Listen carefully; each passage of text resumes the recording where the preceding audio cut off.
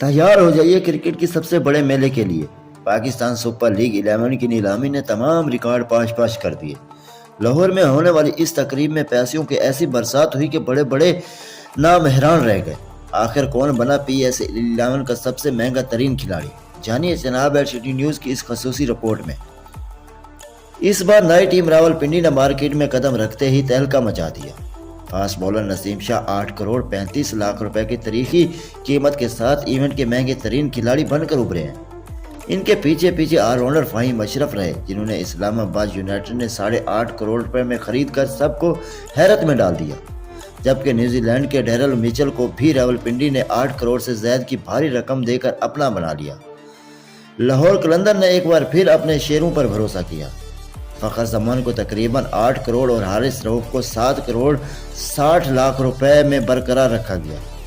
دوسری جانب کراچی کنگز نے آسٹریلوی سٹار ڈیوڈ وارنر کو 7 کروڑ 90 لاکھ روپے میں خرید کر ایونٹ کا درجہ حرارت مزید بڑھا دیا۔ کوئٹہ گلیڈیٹر نے خواجہ نافع اور سیال کو آسٹریلین نے صاحبزادہ فرحان پر کروڑوں کی سرمایہ کاری کر کے اپنی نیت ظاہر کر دی۔